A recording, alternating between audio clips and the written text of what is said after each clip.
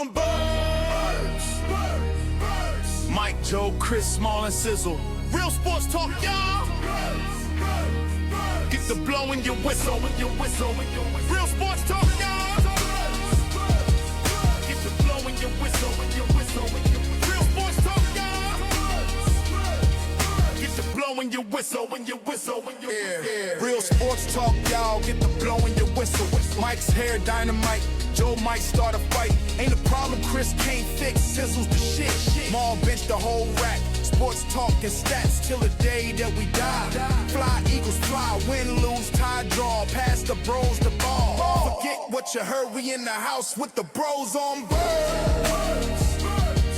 Get the blow in your whistle, Real sports talk, y'all. Get the blow in your whistle, Real sports talk, y'all. They got it. We in Miles with the bros on birds. Let's go. Get the blow in your whistle, Real sports talk, y'all. Get the blow in your whistle, Gotcha, bitch.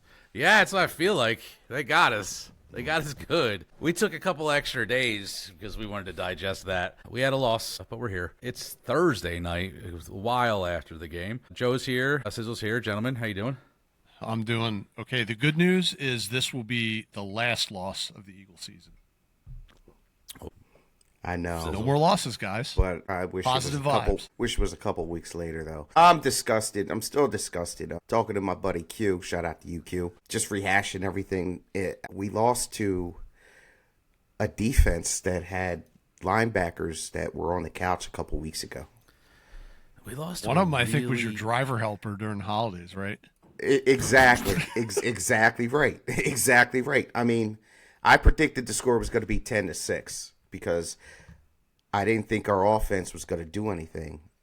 Yeah, they did. They kind of didn't, but I didn't expect 23 points by our defense, and that's with 2 turnovers. We got 2 turnovers. That's we won the turnover battle, and we still lost. How? So Chris and Jamal aren't here. They couldn't handle it. They didn't even want to show up to talk about it. I was the one who said I was done with football for the rest of the year, but I guess they really are done, and they didn't want to be here. But before we get any further, let's just hit the quick shout-outs. Bros on Birds pod. Jamal actually – hold on. Jamal's actually sick. Sick, yeah. Chris, get better, buddy. Chris just did the fucking Irish goodbye. He was like, look, this is my beer, and then he was gone. Yep. This is Bros on Birds. Bros on Birds pod at gmail.com. Bros on Birds pod on Instagram, and then Bros on Birds podcast on TikTok. Yeah, keep pushing that TikTok, guys. We appreciate it. I wanted to save this for we normally save this for an end, but we got 3 emails this week. Oh God, they're probably making us eat shit, man. It's probably so our buddy. I was gonna say boy, but I don't know if it's a man or a woman. Trailed Quorums 4N, who's been very active this year. Yeah, January 11th. I got this message. January 11th, in case we're wondering, is Sunday. Was Sunday. The email came through. I'm going to open it right now. The email came through at 8:31 p.m. So like right after the game. game. We went into the playoffs knowing damn well this team wasn't good at putting points on the board. Time to start the offense over. Clean slate. Fire Patullo. We know AJ's gone.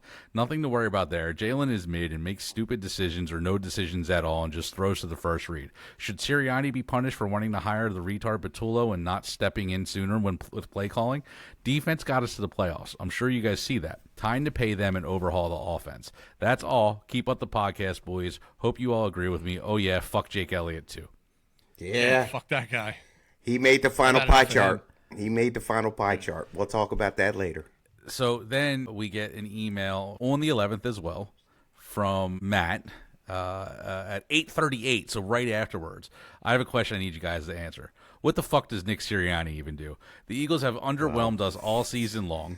It would be really cool if they had found some otherwise invisible switch to flip, but it was never there. This is not a complete football team. The OC is an idiot. We're complicit idiots for thinking they'd figure it out. I don't know who's in charge of firing Patullo, whether it's Sirianni or Lurie, but Sirianni needs to fire, and if Sirianni can't do it, Lurie needs to fire Sirianni and Patullo. At this point, Sirianni, in my eyes, doesn't do shit besides hire his buddies and make bullshit stories for the media.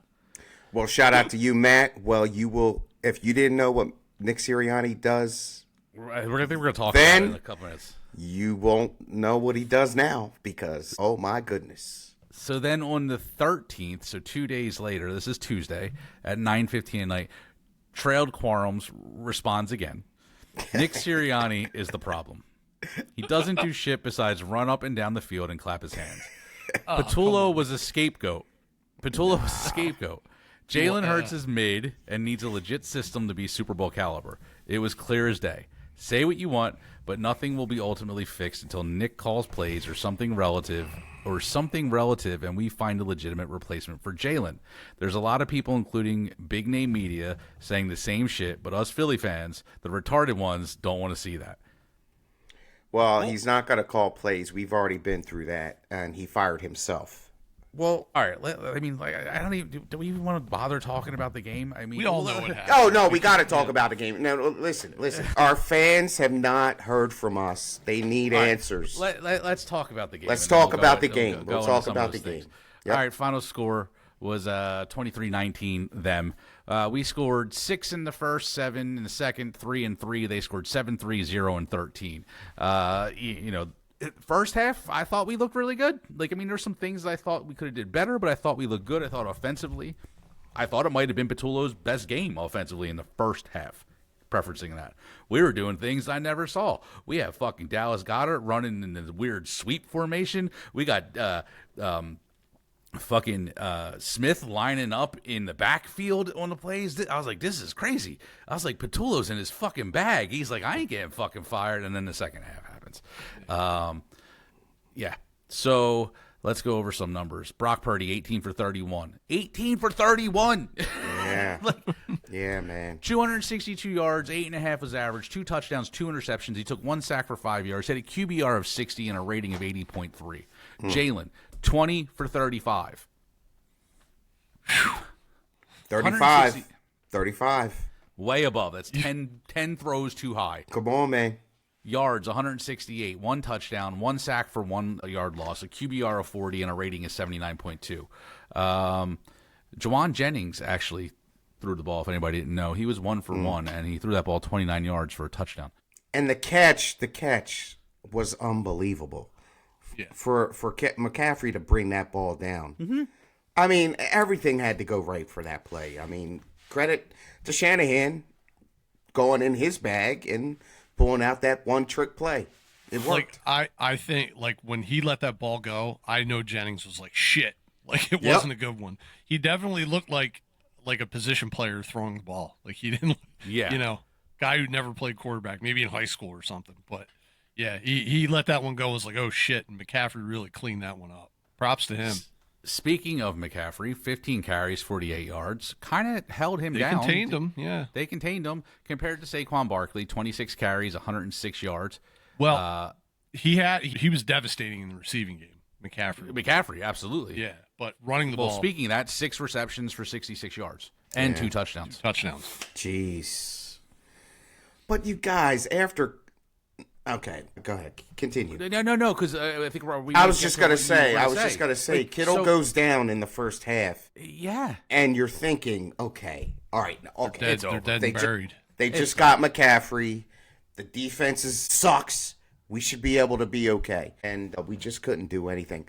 You guys, being in the stadium and watching our formations, especially on that last drive, was just brutal. After the 2 interceptions, I'm looking at the crew behind me. Shout out to Section 206. Okay, we get the interceptions, and I'm looking back like, okay, and what does that mean? What are we going to do? We had no answers offensively. So then we get to, let's stay with the rushing. Brock Purdy had 9 carries for 24 yards. He averaged 2.7. He had a long of 8. Jalen Hurts, Brock Purdy, I mean, is elusive, does run, but not like that's not his big thing, right? We just know he can do it if he needs to. Yeah. Jalen Hurts, 5 carries, 14 yards, average 2.8. So he averaged like the same amount of yards as Brock Purdy. He shouldn't have fewer yards than Brock Purdy on the ground. No. He shouldn't. And when he started to run it, like in the beginning of the game, I was like, okay, cool, we're doing this too. But then he stops. And then the other big thing, Tank Bigsby, 4 carries, 19 yards. He was averaging 5 yards a carry, well, 4.8. Like, and then you just stop. And when he was in, he was the whole reason we got down to the fucking 20 on that one drive. And then you just stop. You stop. Why? Kevin Petullo, man. Is it? But all right, well, hold on. Let's not go there. He calls the plays. I know, but I agree. I agree with that, but I have another statement about that. So let's talk about receiving. Demarcus Robinson, 6 receptions, 111 yards, 1 touchdown. Christian McCaffrey, 6 for 66. Juszczyk was 4 for 49. Our side, Smith, 8 receptions, 70 yards. Goddard, 4 for 33. Like, thank God for Dallas Goddard, because that playoff game would have been even worse. Because he did everything A.J. Brown was supposed to do. A.J. Brown, 3 receptions on fucking 7 targets, 25 yards. Mister, I want to talk about I need the ball and I need to make a difference on the field and I'm going to be that person, pass me the fucking ball. And then you drop, I want to say 3, but I'll give them the benefit of one of them and say 2 of them that you should have fucking caught. Might have been touchdown. Well, one of them definitely might have been a touchdown. Yeah, and the other one was definitely getting them closer to at least a field goal. It would have got them. And then you don't stand up in front of the media after the game. Yeah, exactly. You won't talk. Left. And then you do the... You guys, we were 8-2. I know it looked bad. At times. And then AJ went on the Janky Rondo stream. Talking about, yeah. 3 games in a row we lose because we were trying to feed. I just think everything just was discombobulated. And the tweets, the talking to Jeffrey Lurie, and then you don't stand up at the end of the game and talk. Come on, man. Exactly. Come on, man. You gotta say something, and then you do the cryptic shit you did on cleanout day, where you take your jersey and you give it to Quinyon and put it in his locker. Like, what the fuck is that? Well, I mean, that's you're going to see him next year. No, you're no. I mean, yeah. I mean, are the Patriots on our schedule next year? They're gonna have to redo his contract if they're gonna be able to trade him. If they trade him after June 1st, instead of it being a $40 million hit, it's like a $20 million hit. But still, it's a $20 million hit. That's a lot of money. And I think right now we're sitting with $20 million available. Yeah, something like that. But anyway, back to what you just said, Paul. Like, and Joe's comment about like he calls the plays. I agree. But there's just something weird about all year. Like, and it goes to the one thing you just said about why is Jeffrey Lurie coming and talking to A.J. Brown? Why is he the one? Because I heard on the news, well, Nick should have cut that. Nick should have clipped that. And I'm like, did he try? And are we being overmanaged by the owner and the GM to where they're saying, because there's just too many, and let me finish this thought. There's too many things that we say that we're like, what the fuck? Yeah. Like, why do we keep running Saquon Barkley when we have Tank Bigsby that comes in and he picks up 10 yards, and then Saquon Barkley comes back in and he just runs into a wall twice? Why do we decide to feed A.J. Brown when he gets upset? Why are we, and like Joe said, Patullo calls the plays, but is somebody telling them they have to play them? Listen, they gave Saquon that extra $40 million or whatever much after the Super Bowl. He did deserve, I guess, but maybe that was a mistake. I don't know, but I don't know. Are they justifying continuing to give him the ball? But then why get Tank Bigsby at the trade deadline? You give up a 3rd round pick for it. Why? Yeah. It makes no sense. Yeah, it's just, there's just so much confusion. Like, and I think I said this earlier in the year. I can understand if there's a regression from Saquon. You just did basically what nobody else has ever done in fucking a really long time. You went to the yardage wise, then you go to the Super Bowl, you win the Super Bowl, you ran like a lunatic. Well, you didn't run like lunatic Super Bowl, but the amount of yards you did, there's no reason you should. I mean, there's a perfect reason why you should not be in great condition this year, and it should be expected that you would. Take it. Not that you're going to be fucked up the year after, but this year more. Which is why we got Tank Bixby. Which is why I think he should have got the ball more. Which is why he would ball out because he was hungry. He was hungry. He wanted to prove himself this year, like Saquon did last year.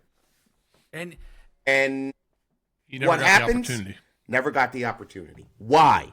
Yeah, exactly. And I can't imagine. There's no way the coaching staff, and I'm not saying just Patullo, I'm saying the whole coaching staff has been with this team. Even Patullo has been with this team since this whole iteration of this coaching staff. So they saw what worked previously. They did these things previously. They're not that stupid. Nobody is that fucking stupid. There's no way. I wholeheartedly feel they were told from the top down, we paid this motherfucker a lot of money. He needs to go out there. Mike, last game against the Commanders, they take Tank out. They take him out in the fourth quarter. Maybe if they keep him in, we get the second seed and didn't even face San Francisco. Okay, but I agreed. And even on the opposite side of that, you take him out with the assumption that I assumed you looked at it that way. I looked at it as, okay, maybe they took him out because they're like, shit, we're going to use him in the playoffs, so let's not get him fucked up. And still don't use him. Exactly. For the 4 carries. 4 carries? Is that all he got? And the rest of them up. 4 carries, 19 yards. I don't know. We got punked. We got punked this year. Either it's the Hard Knocks Live, in season, Madden curse. I don't know what. There's a lot of things, and I'm actually glad that the podcast is going live tonight because we got news about we don't have to worry about that guy anymore. So. We'll talk about it. Yeah, we also got the Hard Knocks episode too, which all right, well, let's go back to the game and then we'll go there. So that's my whole thing of the game. I mean, it is what it is, dude. Jalen Hurts, 168 yards on 35 dropbacks is really, really sinister work, dude. Yeah. Not even 200 yards. Joe, you're right. Against that defense? Yeah. But then the worst part about it is when they show some clips, he had people open. He did at times. There was people coming across the middle that he didn't even fucking look at sometimes. And it's are the rumors true? Is the shit that Shady McCoy's coming out and saying now, Jalen's the problem? Now we have is Shady doing this for clickbaits or is Again, I think his source is AJ Brown though. I do too. Yeah, it could be. You know what I'm saying? I mean, I don't.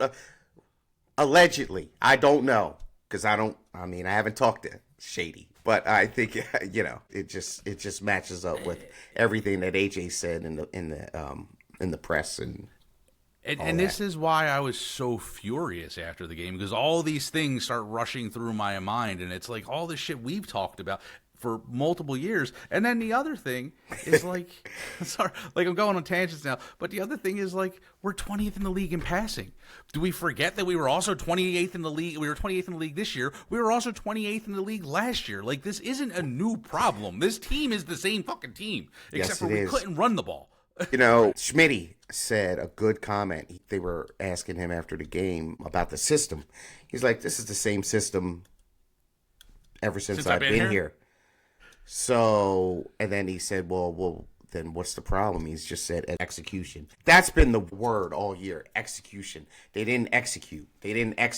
So, well, pretty damning for A.J. Brown when they go back and want to just play all his fucking highlights from the fucking playoff game, and then you see him not blocking, not there's a part of me that's all right, I get it. If you're fucking pissed off that you're not getting the ball, what motivation do you have? But then on the other hand, I'm you went and made all this drama for yourself, and then you're not going to fucking put it out there? And it's funny, Mike, because there was a caller in WIP, I forget his name, but he said, wouldn't it have been something if Jalen came to the podium and he said, well, Jalen, what happened?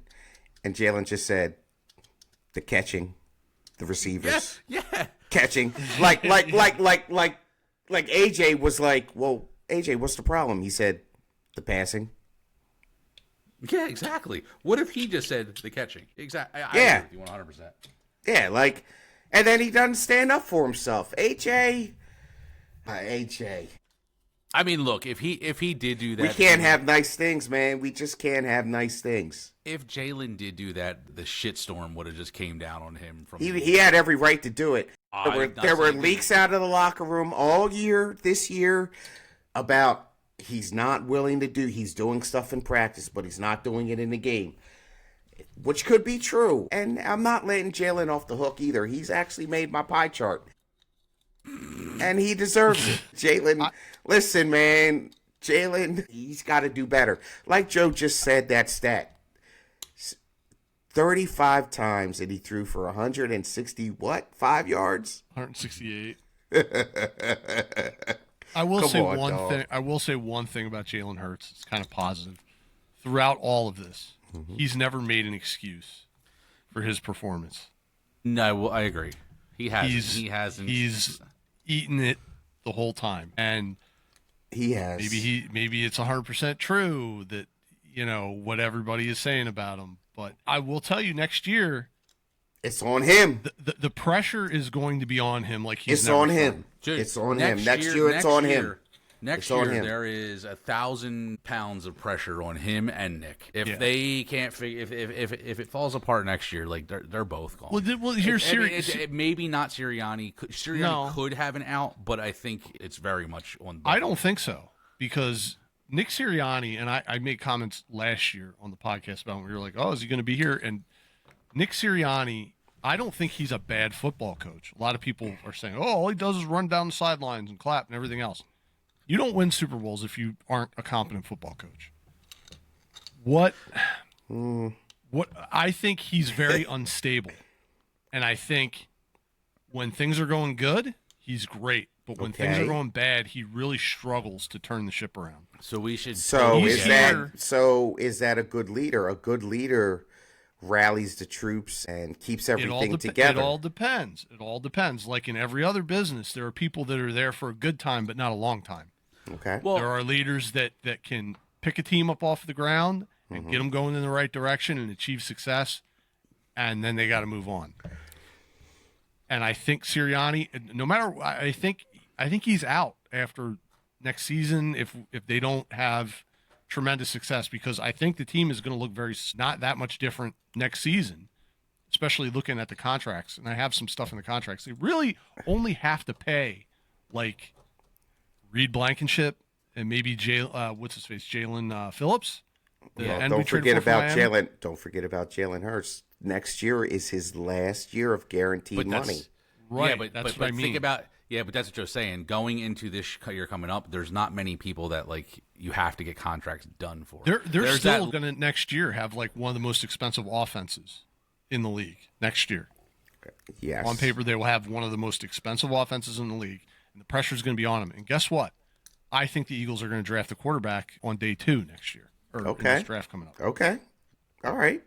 So, and that's going to be just more pressure. And normally I say, I think a lot of what Carson Wentz went through here was they drafted Jalen Hurts in the second round, and that put kind of someone was looking over his shoulder, and it seemed to be very uncomfortable for him. If you remember his reaction when they drafted him, he didn't handle it well, and everything else. Jalen Hurts is going to experience the same thing this year. They're going to go get a guy who's from college who has a lot of potential. And can Jalen handle that? I mean, he's going to have to. He's going to have to handle it. But can he? Because think about what he did in college. He got benched for Tua, and then the next year he went. No, I'm sorry, not the next year. He stayed 1 year, and then he left and went to a different school. To Oklahoma. Well, a lot about Nick is dependent on who this hire is going to be, because there are rumors. Josina Anderson reported that the next OC will have a lot of autonomy and a lot of say on what goes on in the offense. So, so shout out to Matt when he was asking, well, what does Nick do? It's going to be circa 20. Well, so before we go into the thing I want to say, like, all right, let's not. I don't want to defend. I'm not trying to defend Nick here, but if I have to play devil's advocate to talk about like what Nick does, right, and how it could have fell apart this year, Nick is supposedly a guy who just has his fingers in everything because he's the head coach and he just wants to say, like, hey, this is what I expect out of you, offense. Go do that, and I'm going to monitor to see if you do it, and when you don't, I'm going to get in your ass. Defense, blah, blah, blah, blah. This is what I want from you. So, and then I'm going to rally the troops. Could he not do that this year because he had to dive deep into the fucking offense halfway through the season? Well, I'm just like, I don't know. Compared to last year, but where he's, he was able to he's a horrible play caller. I'm not saying he isn't. So He had to do allegedly something. in December, he got more involved in the offensive scheme and everything like that. Okay, I see what you're saying. So you're what I'm saying saying is, by because he him did focusing that, more on the did offense. it take away from him working on culture and teamwork and camaraderie and what we thought he did really well last year? Did that just fall? Mike? And because he had to get Everything's on the table, and I think that's a very good point you just made right there. like look, and I'm not saying that I'm like, I don't necessarily agree with like we should have a head coach that just worries about making sure everybody's happy and that's his only job. But did he not have the ability? Did the AJ Brown thing get out of hand because he couldn't spend as much time focusing on the bullshit like that we say that coaches should? No. I know, Joe. I'm just like saying I'm just playing the. Let's all remember, after the Super Bowl, AJ said, That shit started 10 minutes after the Super Bowl. after he said, I like dominating. And I mean, yeah, I won winning the Super Bowl is good and all that. Thank you. But things have to change. Well, He should have said, I thought this would feel different. Well, yeah, whatever he said. So therefore, you're dealing with a person who's never happy. Yeah, exactly. So What I was going to say is, like, I don't think there's anybody who could do that for A.J. Brown. Like, I don't think anybody can control him. I think he just is what he is. And, yeah, nobody's going to make him happy. Right. I don't think it's possible. yeah, that's a self thing. That's something he has to work on. You know. But all right, so I mean, I like I said, the game was a shit show. I honestly didn't expect us to make it to the Super Bowl, but I thought we would be in Chicago. You guys, I we're really at thought home. We would be. We I were thought at we'd be home. in Chicago. Like I said, the fans were there. It was a great atmosphere. It was cold, windy, but man, I think I don't know the record, but to win in the turnover battle and still lose that game at home against that team, oh my God, bad. Doesn't happen a lot. Doesn't happen a lot. Bad. Yeah. Going back to what Paul said, to move on a little bit, the Jacina Anderson thing, yeah, that came out today, that they've been telling their high potential candidates that they would have more than likely be given full autonomy of the offense. And it sounds as if the front runners right now for the offensive coordinator job are, but and both of these candidates, I'm going to go back to the stability on the sideline comment we just made. We're now going to, saying Nick's a little unstable, we're now going to add one of two who probably are even more unstable. Brian Dable or Mike, what's his name? McDaniel? I don't think McDaniel's unstable. Have you ever listened to the damn mic'd ups of him? He's a lunatic. Yeah, he's a little cuckoo. He's not off the hinges crazy, but he's like not all there. And the capri pants ain't going to work in Philly because it's cold. Too cold. It's cold. He's not going to do that. He's going to be in a hoodie and like. That's what I want. That's what I want. All right. I want Mike McDaniel. Okay. Well, let's talk about this. Joe, I'll go to you next, Paul. Joe, why do you want Mike McDaniel? Because he is an innovative coach in the run game, and that's the strength of this team. Why do you say he's an innovative coach in the run game? Because of his history. What history? The making the playoffs one time? No, his history of managing run games for teams. I mean, I look at what he did in Miami, and I'm just like, it wasn't very impressive. They were on when he took over the Dolphins. That team was on the ground. Yeah, that team was on the ground when agree. He took over that team. The team was. He shit. was limited to kind of limited, the unfortunate fact that the guy, had all these concussions, and he's basically playing with like a Kenny Pickett type guy out there. Which is why he got benched. Hurt. Which is why he got benched at the end of the year. So Tua. he was able to do that with Tua, who I am led to believe was the guy that was better than Jalen Hurts. No. Jalen was better than Tua. Then why'd they bench him? Oh, Nick In Sirianni. college, in college. Tua was a better college player. Yeah. And I'm assuming a better upside, a better this and better that. So that's why they went with him. So who's a better pro player? Jalen Hurts. So if he comes over here, can Mike get more out of Jalen? That's the question. Yeah. Like, I think that's, for me, I think whoever comes in needs to be able to be tough with Jalen and needs to be able to get more out of him than they currently do. well, allegedly Jalen likes to be coached hard. Pause. But so we'll see what happens, man. And who's the other coach you were talking about, Mike? Brian Dable. Dable. Number one is hard. Do we want Dable on the sideline as an OC? He's just fucking nuts. But they do have him and Jalen do have history together. Offensive coordinator in Alabama. Yep. Is this a Jalen? Okay, there's so many levels to this. Jalen should have a say in who the next coordinator is, right? I don't think he should have the say, but he should be part of the conversation, I think. I think he should be a part of this conversation as well. Joe, you don't think so? I think getting his input, but not making a decision based off of him. But I would want to hear what he has to say. Because, like, going back and look at the interviews last year, he kind of wasn't on board with Kevin Pizzolo taking over. Right. And, like, you don't want him to be completely off the idea before it even happens. If you still believe in him. Now, regardless if they get a day two quarterback, regardless, if you believe in him, if he's your starter, if what you think is his future, although he's not going to get an extension, even though I'm sure he wants one. He ain't getting it this year. He ain't getting it this year. So it's a prove-it year for Jalen. So he deserves to have an input on He deserves to put his input out there. Thank you. He deserves to be asked by the team, what do you think? What they do with that is up to them. Sorry. That's a trap.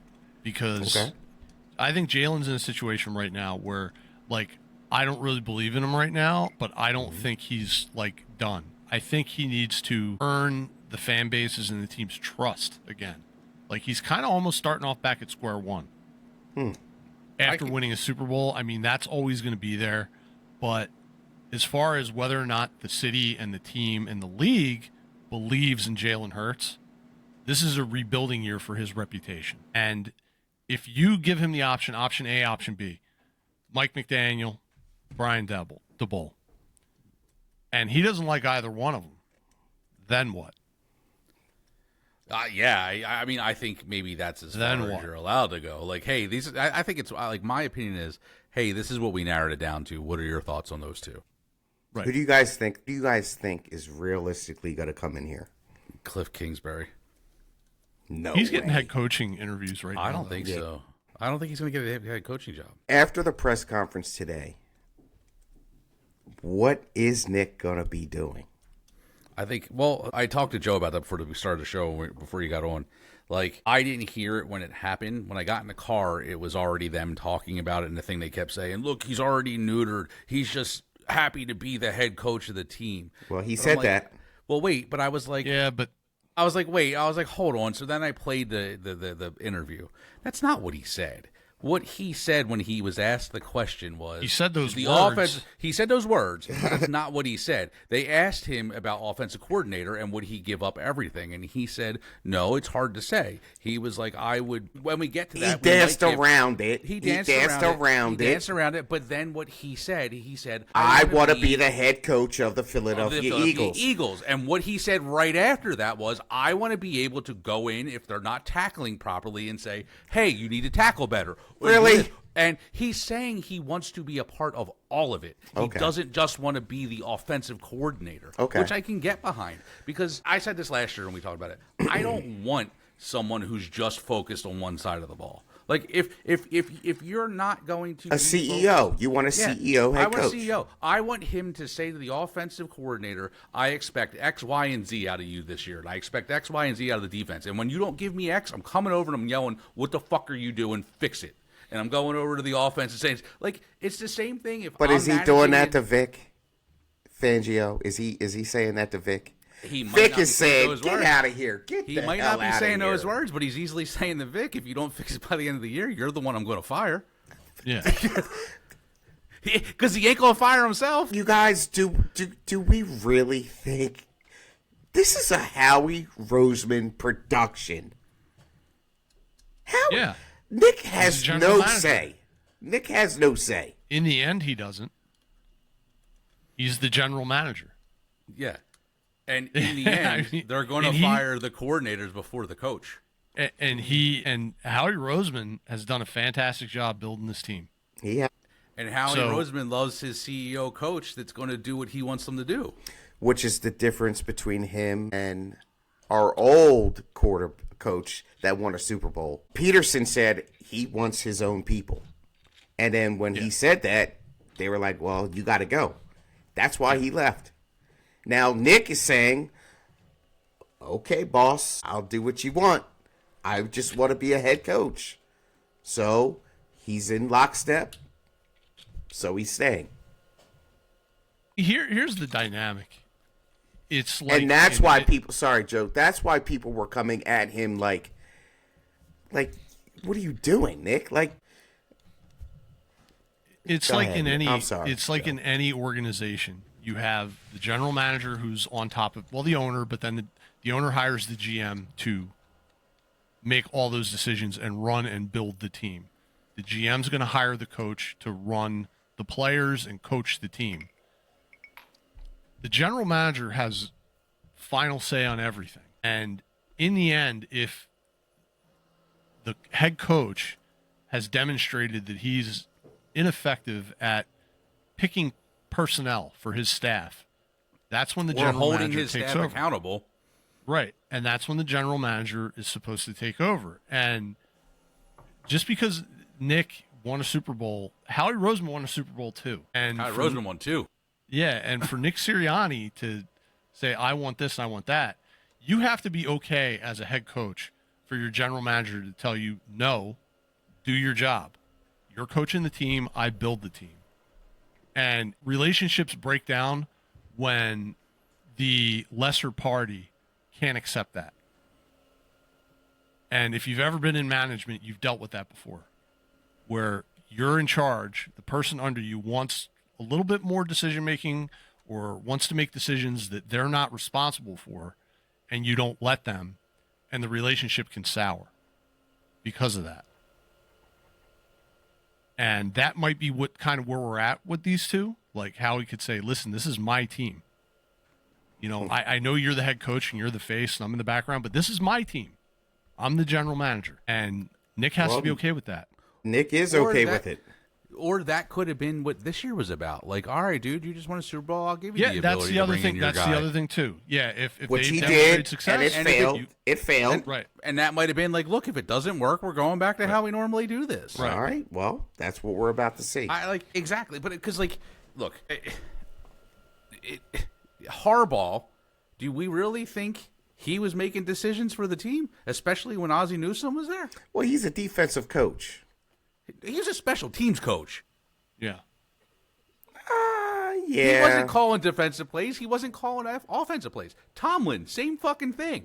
Tomlin and He's more defensive minded. He wasn't a special Yeah. teams But guy. the two of them benefited from having two coordinators with them that were with them the whole I fucking agree. time. Yeah, I agree. And that's part of Nick's problem. I think if he could have a crew that's with him that stays with him, then he'd be better. Andy Reid even benefits from that shit now, like where he has the last few years. He's had Eric Bieniemy with him for how many fucking years, and then what's his name's never fucking leaving him. So we need a Vic Fangio on the offensive side of the ball. I think that. I know there's a lot of people saying we don't, but I do think that. I think That would be my vote. That would be my vote. If There it's aren't not any out there, though. I wanted Frank Reich. Frank If I Reich had is a not vote- getting this job. I know people are saying it. He's not getting because He the ain't Frank gonna Reich get thing. The Frank Reich thing is just Nick hiring another one of his buddies because him and Frank Reich are close, and we can't do that. We have to go completely outside But we the know, organization. he doesn't. He's never going to get a head coaching job again after the Colts. So why not? Why not have him? Because he's close to Sirianni again, and that was toxic. I don't this think year. management would want that. Right. It was he hired his best. I don't know if Kevin Patullo was his best friend, but they were close. But it's somebody that they've been together with. Right. And that was toxic for the organization. He had to defend him every single week. Every time the owner talked, which Lori talks, twice a year, that would have got brought up. It was just a disaster. So you can't go down the same road and let Nick Sirianni hire another one of his friends. We all want to hire our friends. And if it works out and it's successful, it makes for a great environment. But when it fails, you have to reassess. You have to hire the most capable person, even if they're not your friend. Yeah, I thought the same thing. Actually, who I was really hoping for was what's name out of Baltimore. Yeah. I thought we could Munkin. Yeah. But it sounds like it's a lock for Harbaugh to be going to New York now, and it sounds like he's going with them. Yeah, man. See, but like there's the perfect thing. Like, yeah, you got a that guy would be a who lost perfect his, guy. Yeah. But like going back to the same conversation, you got a guy who was in Baltimore for fucking ever. Like I think I was in high school when he got the job. 18 years or something like Yeah, that. Something like that. Now he's going to New York with another job, and he's just bringing his staff with him, the same staff he's had for almost all that time. The other thing with that, why that's okay, is anytime, like, I would feel, and I've never run a football team, but you hire a head coach, and the first group, I want that person to have as much say as humanly possible. You don't want them to do something completely stupid, but you hope that you hire a person who isn't going to make a completely stupid decision. So I think the first go around, they have a lot of leverage in who they want to run each side of the ball for them. And I think that's what is going on with Harbaugh. There's a proven track record with John Harbaugh and this guy too. So, yeah, and they have they have a similar quarterback there. It's basically he's going to take his system from Baltimore and move it to New York and try to develop Jackson Dart and that offense up there. I think good. That's really what is going on, why he would be going with him. Because, again, it's his first year there. That's probably part of the deal. You want me to come here? I want to bring this offensive coordinator. We can look at the defensive coordinator and make a decision together on that. But him coming here is, a condition of me coaching for you guys. Do we think that the whole Chip Kelly experiment just totally soured this team? 100%. Our team. We will never, ever, ever give a head coach like Andy Reid did, like Andy Reid had. Chip Kelly killed that. Yeah. And let's be honest, y'all. The model, it's working. We've been to 2 Super Bowls in 4 years. 1-1. The model's working after Chip. I mean, we've been to 3 Super Bowls. Yeah. Was it 3? Been to 3. Yeah, yep. Doug was part of that whole. Oh yeah, you're right. Doug was after 3 Chip. and 1. Yeah, we've been to 3 and 1 too. There it is. So I mean, it's working. And Doug was absolutely similar to Nick Sirianni, except for after the Super Bowl, he kind of got a little. I want more control. And they said, "Well, no, you don't. We're out. Right. We're not going back to Chip anymore. So, see ya." Yeah, it was fresh wounds. It was a little too soon for them. That was over. Yeah, exactly. But I think Doug's hire was kind of like a Kevin Patullo hire, and they were like, "No," and they said yes to Nick, which I get. Who was the offensive coordinator after Frank Reich? I forget. It was like some Italian dude that like nobody ever fucking heard of, right? Like I forget. I forget. Yeah, I forget. Yeah, who was the offensive coordinator for the 2018 season for the Eagles? I don't remember that. I don't know. But to piggyback off that point, yeah, they don't want another Chip Kelly, so this is just the way it's going to be. And Nick can say all he wants. There it is. Yep, that's the name, Mike Groh. Not Italian. No, yeah, I just remember being like somebody that just like random. He was 28-19. Wait a minute. Then Shane Steichen, who was 29-20. 19-20. Did they fire him and then have like? Wait a minute, hold on. Now we're missing because Mike Groh came in from 18-19. Steichen came in from 21-22. Right. Who was? But Doug was gone then. Nick was there. 19 to. He's still looking for 19-20. The 2019. Yeah, it was 19-20. Oh. I'm gonna look it up. You're gonna look it up real quick. Yeah. But again, while you look that up, Chip Kelly was the right move to hire him. Yeah, I mean, it was exciting. We were all excited. Everybody wanted to hire him. Like everybody wanted to hire him. Yep. Yeah, we were all excited about it. It just didn't work out. But, it was when he it didn't go was to the right that. decision at It the was time. when he didn't go to the Christmas party. Jeffrey Lurie had enough. That was the end. He of was that. a weird guy. Like when that all happened, I wasn't surprised. I was not surprised because he's a lot like. I mean, he doesn't have the success that Bill Belichick has, but personality wise, those guys are very similar. Like I bet you could talk to either of those guys even today. Like Chip Kelly's coaching in college or whatever. Like they probably have no idea what's going on in the world. Like they don't know anything about anything other than the game. They know football. They live, eat, and breathe football. Dude, I totally forgot about this. Like reading this, I'm like, oh yeah, this was that shit show. In Childress? 2020, no, in 2020, 2021, we did not have an official offensive coordinator. Play calls were split between Doug Peterson and Press Taylor. It was Press Taylor. But, he's not the offensive coordinator. He was the passing game coordinator. That's right. That's right. Yeah. Remember them days, y'all? God, that's why he got fired. Yeah, that was. And then he it won went to that Super Steichen. Bowl. And he's like, all right, I'm going to do some goofy shit now. And that's We're what not he going to did. have an OC. He Me and Press Taylor are going to He wrote a book? Wrote a book. Yeah. Statues out front. Yeah, Frank. So it went Pat Shurmur, and then Frank Reich. Because let's go. Hold on. We had Rod Dowhauer from '99 to 2001. Oh Jesus. Then Brad Childress from '02 to '05. Marnie Mortingweg from '04, and then '06 to 12. And then we had Pat Shurmur from 2015. Yeah, Shurmur. I knew he was in there somewhere. Yeah, those were really rough years, right? That was 13 to 15. Shurmur was what's his name? That was Chip. That was Chip Kelly. Yeah, those were some rough years. Well, they made the playoffs that one year. Dude, nobody in this call right now can lie that the first year of Chip Kelly and that very first We all game loved against it. the Commanders, we Are were you just kidding like, me? this is the new NFL and we're going to dominate it. Yeah, we're so Greatest far ahead thing. of everybody else. We loved them. We loved And then it. halfway through the season, we were like, shit, the defense is These guys dead. they're really tired. Yeah. So is the consensus, Joe? You want a Dable? Or Oh, who yeah, did Joe, you- who's your coach, Joe? Who do you want? McDaniel. McDaniel. McDaniel. Paul, who'd you say Yeah. you wanted? I think you might have sold me, Mike. I think Dable. I'm leaning on Dable. Like out of the candidates that are available, I'm leaning towards Dable because of the connection and Dable did a lot with fucking with Josh Allen, and if he can, because remember Josh Allen was kind of questionable in the beginning. He was. Everybody was kind of like, is he gonna be good? Is he not? Like if he can do what he did with Allen.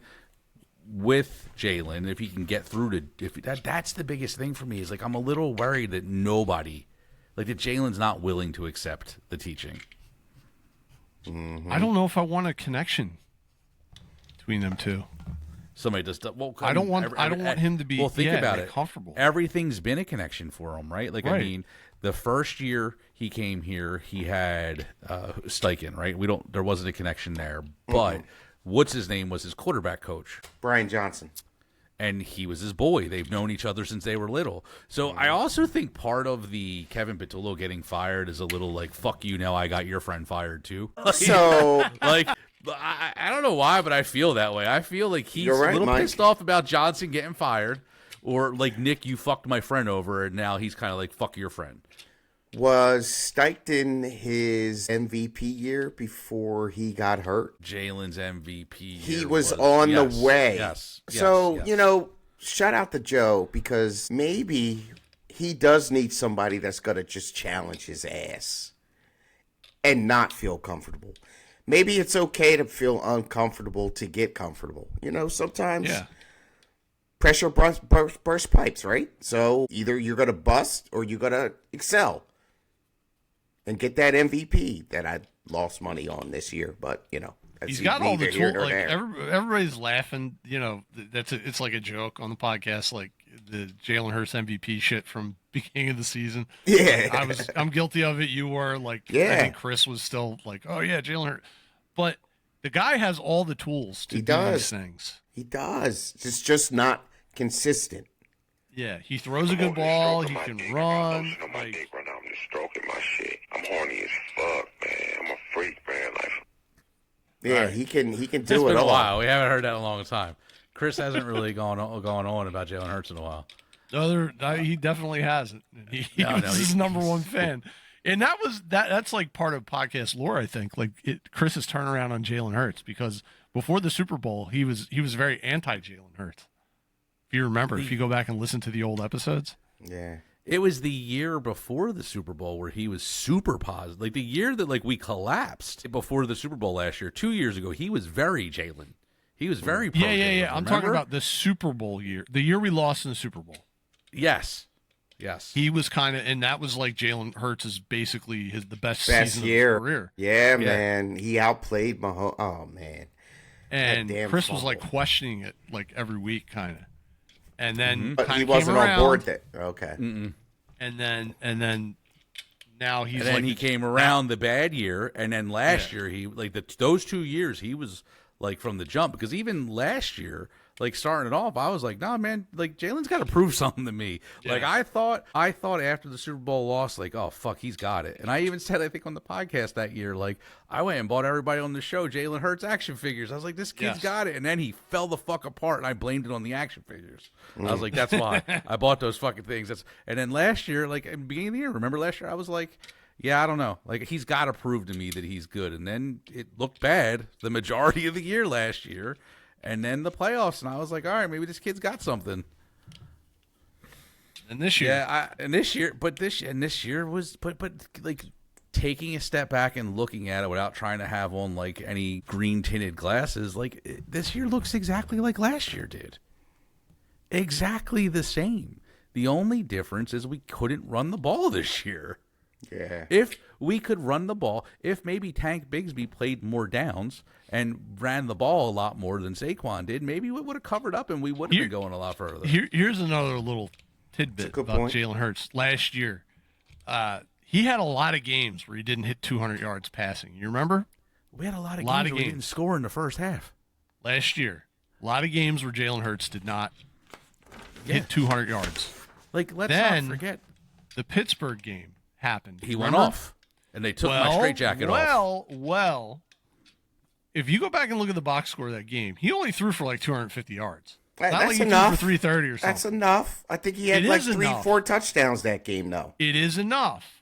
But people looked at that game. Oh, is that what you guys wanted to see?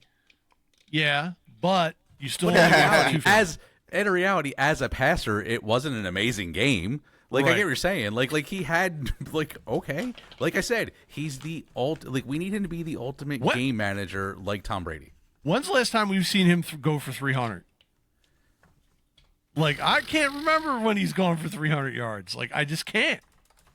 And that's not really the kind of offense we run, but it should happen, like, even by accident, at least once or twice a season. Once in a while. Especially, Joe. Especially. And this is what Howie and Jeffrey are going crazy about. He did against Minnesota. All of the resources, the money is on that side of the ball. So it was once this year he had over 300? Once this year. Well, that's bad. That's so bad. Dude, well, here. All right, let's. Sorry, we're going down a rabbit hole now. 2025 on the 19th of October, he threw for 326 against Minnesota. Okay. The previous year, in September 22nd, he threw for 311 against the Saints. That was game 2. Yes. Because that's the game where Woodstain dropped the ball at the end. Yep. Then we go back to 2023. Right. So he did it 1, 2, 3, 4 times in 2023.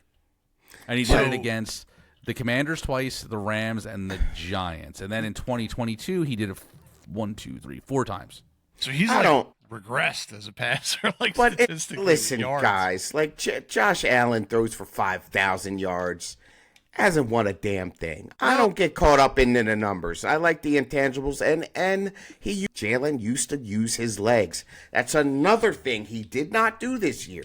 For whatever reason. Dude, you absolutely cannot only throw for 168 yards and then not have close to 100 yards rushing. Like, you can't Exactly. do that, man. Like, that's the thing. Well, if you're going to be really low in one, you Right. need the other one to balance it out. Yeah, like yeah, your yeah. game, you're equal 300 yards somehow. Yeah, exactly. Somehow. Exactly. You Now need that to I give me agree.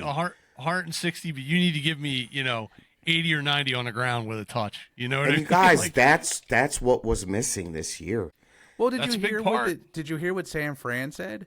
They looked back Yeah. at the tape from 2023 and were 2023. like, Yeah. "This is the same play." So that goes back to show you, like, even more along the lines of this. Not necessarily was Patullo. This is the team. It's been the same team with the same plays for 3 years since Nick's been here, and we won with that. We went to 2 Super Bowls with that. But so is it really we need better play calling and better scheming and better Facts. like All of it. I think the issue with Patullo wasn't necessarily his play design; it was his flow. Like, Yeah. he scripted the first half, and it was really good, and then he didn't know how to call the plays in the second half. So adjustments as well. Yeah, Did not know how to adjust to the adjustments that the other team made after halftime or before. You know what I'm saying? So, And the other thing that I'm like getting kind of tired of hearing is like, oh, well, Jalen's not what you could tell Jalen's bummed out this whole time about this. Well, okay. But then, Jalen, you shouldn't be sitting there making comments of, well, I'm just doing what they're telling me to do. You don't have any input. Like, when you got pulled over to the sideline at the end of that game, on the last play of the game, like, you get to talk, dude. You get to tell the coaches what you're seeing, what you feel comfortable with. But you didn't want to talk. You just wanted to sit there and let them tell you this is what we're going to do. You didn't want to interject at all because you wanted to prove a fucking point or something. Like, I don't get that part. yeah. That's weak. big year next year. Yeah, man. Huge next. It's Big huge year next year. for him, man, and the coach. I mean, It's both of them. the way the team is constructed with the guys that they have, like a first round exit in the playoffs is not acceptable. You're not going to win the Super Bowl every year. I get it, but losing in the wild card round cannot happen when you have the talent that this team At has. home. At home. Against that shitty Against team. that team that And I don't their mean defense, shitty, like, talent-wise. They had I know nobody. what They you were mean. hurt. But their defense was depleted. And we got out-coached. We got out-muscled again at home. Yeah. All right. We've been talking for a really long time. We're going to wrap this up. You get it. It sucked. Yeah, it sucked. It's over. We're Before we get into the rest of the league and what they did, did you want to hear the Sizzle's final pie chart of the Oh blame? yeah, we need that. We need the pie chart. So if everybody remembers, hold on. I think I still have. Let me get the text. Okay, up there. bring it up. Bring So it up. this was the original. This was the original pie chart. 50% O line, 5% play calling, 20% Madden curse. No, I'm sorry. 50% O line, 5% play calling, 20% Madden curse, 25% Saquon Barkley. All right. Well, We here's have the a new one. Here's the final pie chart of the blame game and what happened. 40% goes to the coaching, and that's Kevin and Nick. 40%. Okay. 40%. Okay. Hold on. 40% coaching. Coaching. Offensive and that, coaching. Offensive coaching. Offensive coaching. Yes. I'm sorry. Offensive coaching. 20% Jalen Hurts, man. I had to do it, quarterback. I had to do it, QB1, and it breaks my heart.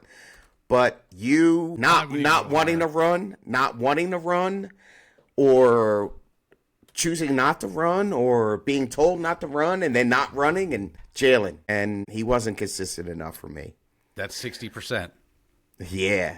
Now we got 20% to A.J. Brown. Okay. AJ, 8-2, like I said earlier in the pod, and you caused a ruckus. Here I comes the know. nonsense. I agree. We're 8-2. I know. I know. He agreed with. I agreed with you. I definitely agreed with you. Can I But I ask you a was question wrong. what, before you finish that? Sure. This all started when he was on a stream playing a video game, Madden. Right? Yes, He was yes, playing yes. Madden.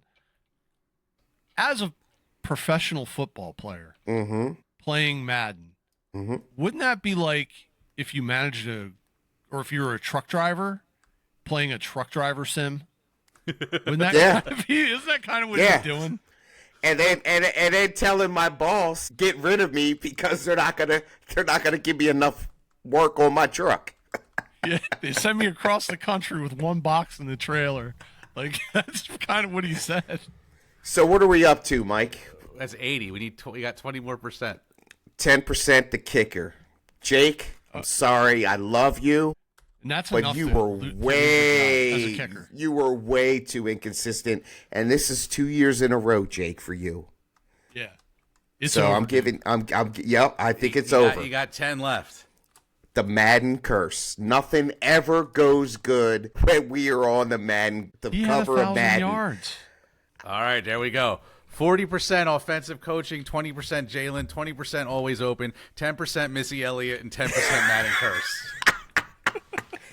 That's our official beautiful. new percentage. I love it. I love it. Kick- First fan of all, do bases- you guys agree, or would you change anything up there? I would consider the offensive line and the run game. Mainly the offensive line. I think the offensive line was actually the biggest issue we've had this year. Two things I want to mention before you move on to other business. Like, kickers, fan base shouldn't even think about you in the off season. Like, they shouldn't even think about you. And if that's the case, you're doing well. But now it's like, Jake Elliott, we need a replacement. It's like, as soon as you have to start, it's time to go. With kickers, you don't coach them, you fire them, and you find another one. And I think Jake Elliott's probably not going to be an Eagle after this year. Do you think he comes back real quick? I think there should be some tryouts going on. Yeah, I don't there's want a him back. Competition There's or a something? Yeah, Camp? something. And yeah. Speaking of the offensive line, I also think we need to bring in some. I think our picks should be spent on offensive line this year, and there should be competition in camp because I have a feeling that those two kids, Jurgen and what's his name, aren't going to recover from the injuries. That Yeah. brings me to my second point. I you think got? they need to start looking at Jeff Stoutland. I know he's untouchable and everything, but here's my point. Good. Go ahead. The guy, there are guys that were on this team this They're year regressing. that played and have been coached by him for years. They've been reserves for years. So in his mind, those guys are ready to go and they're ready to play. And they have to go get what's his face, Fred Johnson, because he doesn't have another tackle that can step in because our fucking Ford Taurus of an offensive tackle with 350,000 miles on him, is breaking down every week. I'm starting to question his judgment a little bit. Yeah, maybe not his talent, maybe not his coaching ability or his build-up ability, His talent but maybe evaluation. his evaluation. I could maybe get behind that. But keep that. I'm not going to say get rid of him or anything like that, but just keep it in the back of your mind for next year. And one quick point to the 40%. Yes, Mike. The O-line / coaching is what it was. Okay, hold on. Because the O-line's been terrible all year. Not terrible. Well, injuries, banged up. Lane missed the last. And that we didn't even bring that up. That was a shocking thing that he didn't even play. He was set to play that game and ended up not playing. Yeah, He there's a fucked, setback. man. We were in the He's tailgate. We were in the tailgate. Like he's not playing. Whoa, yeah. Whoa, where'd this come from? So, O line and coaching 40%, 20% Jalen Hurts, 20% AJ, 10% kickers, and 10% Madden curse. The final Bros on Bird pie chart. Final one, 40% offensive line / coaching, Yes. 20% Jalen, 20% always open, 10% Yes. Missy Elliott, and 10% Madden coach. Always open. That's some good stuff right there, man. That's a beautiful pie chart. I'm right not there. even going to, here, I'm going to make it even more legit. That It's not sums it up. It's not 20% AJ Brown. You know what it is? It's 20% the fact that when you're at a home game this year and he catches a ball, they want to yell out real loud, Hey, yo. Ayo. And then they were Always doing open. that. Yeah. Ayo. It's the stupidest thing I've ever that- heard. When it and happened that was this year, new. I was like, That was new this year. yeah. Yeah. I blame that. Yep. So, all right, let's do some housekeeping shit real quick. So, going forward for the rest of the off season, we'll be going live every 2 weeks instead of every week, since we don't really have much for the birds to talk about. But when there is breaking news for the birds, we will We will talk do a about pod. it. Yes, we will.